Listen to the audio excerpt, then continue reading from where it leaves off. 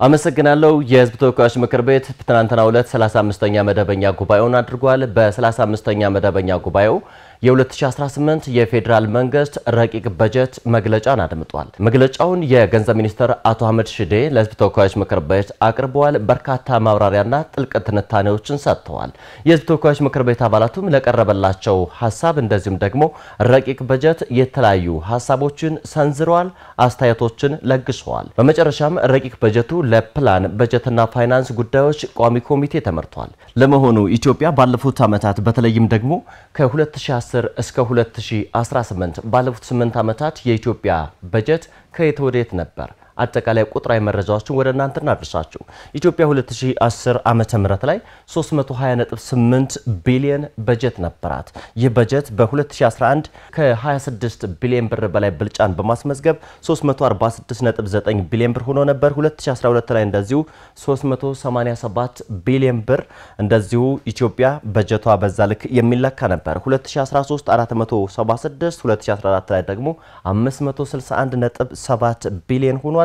ባለፉት አመታት በተለይም ደግሞ ባለፉት 3 አመታት እንግዲህ ኢትዮጵያ በጀት ከፍ ያሉ ቁጥሮችን ያስመዘገበበት ነው።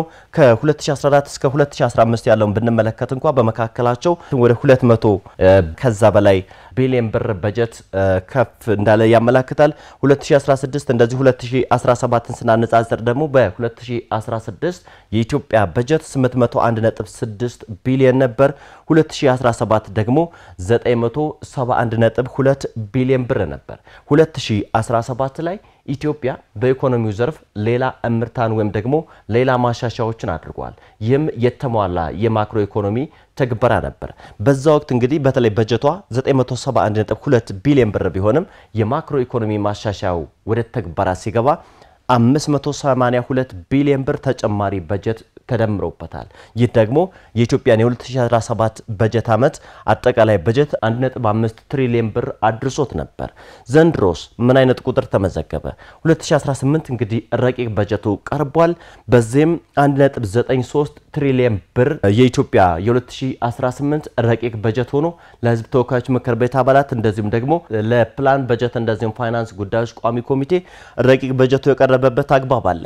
ይህ ረቂቅ በጀት እንግዲህ በተለይ ደግሞ በውስጡ ምን ያካትታል፣ ለየትኛው ዘርፍ የተለየ ትኩረት ተሰጥቷል የሚለውን እንዳስመልክታችሁ 61 በመቶ ከዚህ በጀት ላይ ለመደበኛ በጀት የሚውል እንደዚሁም ተግባራዊ የሚደረግ ነው። 22 በመቶ ድርሻ ደግሞ ለካፒታል በጀት እንደዚሁ ይውላል።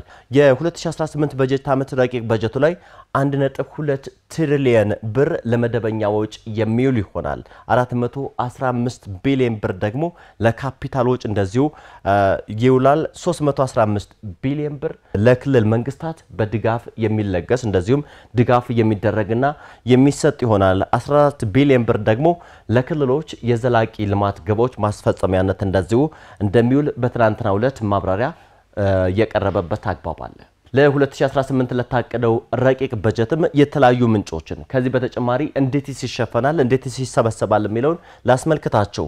1 ትሪሊዮን ብር ወይም ደግሞ 73 በመቶውን ከታክስ ገቢ ለማግኘት ታቅዷል።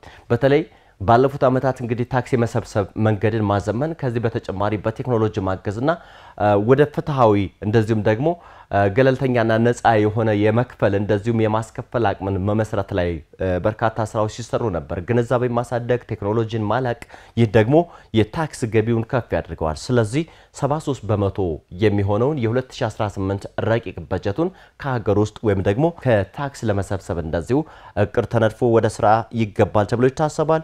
236 ቢሊዮን ብር ደግሞ ከልማት አጋሮች ጋር እንደዚሁ የሚፈጸምና የሚገኝ ነው። ባለፉት አመታት እንግዲህ ኢትዮጵያ በተለይ ደግሞ ከተቋማት ጋር እንደዚሁም ከዓለም አቀፍ ተቋማት ጋር ሁለቱንም አካላት ተጠቃሚ የሚያደርግ አሸናፊና ተሸናፊ የሌለበት በሉዓላዊነት ላይ እንደዚሁም ደግሞ በመከባበር ላይ የተመሰረተ ግንኙነትን መስርታለች። በዚህም 236 ቢሊዮን ብር ከልማት አጋሮች ይገኛል ተብሎ ይጠበቃል። ቀሪው ደግሞ ከፕሮጀክቶች ድጋፍ እንደዚሁም ልዩ ልዩ ገቢዎች ለማግኘት ታቅዷል።